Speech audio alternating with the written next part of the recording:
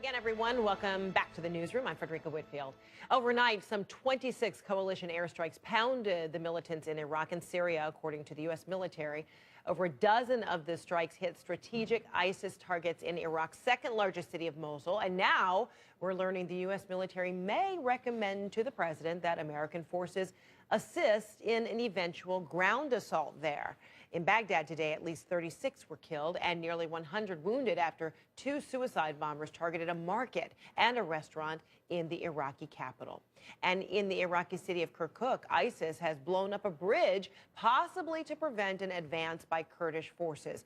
Just over a week ago, ISIS launched an attack on the oil-rich city, gaining a stronghold there. So as the war escalates against ISIS, is it now time to increase the U.S. role in the fighting? More air power, combat troops on the ground? Joining me to talk about the latest developments is former Army Intelligence Officer, retired Lieutenant Colonel Tony Shaffer. So, Colonel Shaffer, good to see you. Good to see you. So your feeling is the U.S. isn't launching enough sorties and that to really make an impact, a greater investment needs to be made? Absolutely. I think there's three things that we have to do, and none of them include our ground troops. First, as you mentioned, we had 26 attacks. That's a high. We've been doing about 7 a day, so I think we had to increase that by a factor of 10 to be effective and increase the scope of what we're hitting as well. Secondly, the issue, as you mentioned, there's a number of ongoing battles right now. The Kurds have been very effective in going at it against ISIS without much help from us, and frankly, the help we've sent has been stuck in Baghdad. Baghdad has been sitting on heavy equipment, MRAPs, which are the armored vehicles, heavy weapons, TOWs, things like that. Those are things that they should be using. So as much as I feel we don't need boots on the ground, there must be boots on the ground to be effective. And I've been meeting with Kurds and other reps, and they're willing to do that for us. So you say they're sitting on arsenal there on the ground, but they're not using it. Is it because they don't have the training, they don't know how to use it?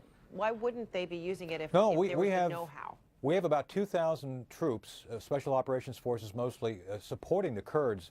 We have a command center there. It's not that we don't have people there training them. It's about the politics of the chaos of Iraq and the central government. The central government chooses to actually be kind of a firewall, if you will, and it's not a good situation. It's one of those things that we've been working to get around.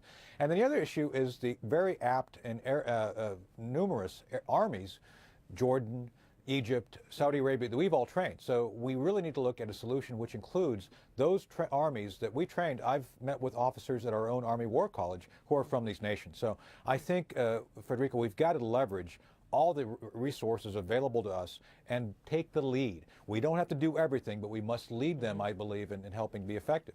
So, and your belief is also that more intel needs to be on the ground. Absolutely. Are we talking about U.S. intel, or are you talking about engaging the countries you just mentioned, like Egypt, Saudi Arabia? Their intel, do they need to be there and working in concert with U.S. intel already there? Both. There's something called bilateral operations where we partner with host countries and our allies, and then something we call unilateral operations, which we do it ourselves. Mostly people like me in the old days would set up our own asset nets, and that's obviously our special operations force is doing reconnaissance and that sort of thing too. Both are necessary, both are required, and President Obama has actually said, look, we need to get a better handle on where these hostages are being handled. The only way you do that is through human intelligence on the ground, eyes on target. You cannot do that through drones. So as much as I think we have had drones now doing things, it's not adequate for the missions now required to be effective in both pinpointing ISIS leadership, pinpointing the hostages being held, and being much more effective in our precise use of power against ISIS to be able to start pushing them back. So I don't think I'm hearing from you, though, that you were a huge advocate for sending in ground troops, because you did just say that there are a lot of things that you can do before even sending in ground troops. So if the Pentagon were to recommend that to the president right now, you would be in disagreement of that? I think it'd be premature, and I'd like to believe most military planners, and I've talked to a few, believe it or not, at the very senior level. I think most people recognize that our ground troops would simply become another target for ISIS, and simply, and again, Frederica, I think ISIS wants us to overreact, to put our troops back into Iraq, to become the target. Once we enter into a war, often all sides start focusing on us. In this case, we really need to focus on the Shia and Sunni issue. The Sunni are the ones, Jordan, Egypt, Saudi Arabia, really ought to be the ones focusing their forces against the ISIS folks who are also Sunni. Really, we need to find the way that these elements of their faith work through this with our help, not us becoming the issue that everybody targets. So just kind of recap everything I'm hearing from you. You say, you know, beefing up this coalition, using that arsenal that's already on the ground that is not being used, using more intel, whether it be from the U.S., maybe Saudi Arabia, Egypt, that coalition effort.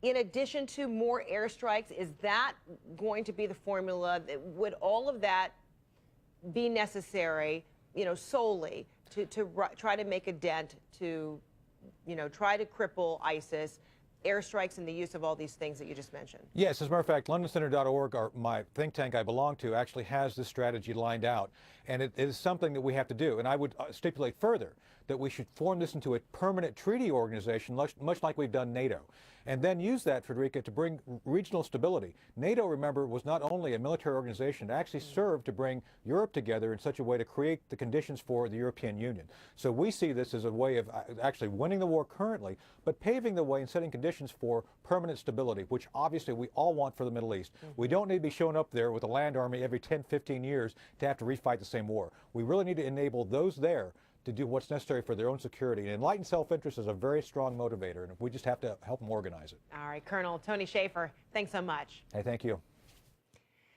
All right, it has been a week.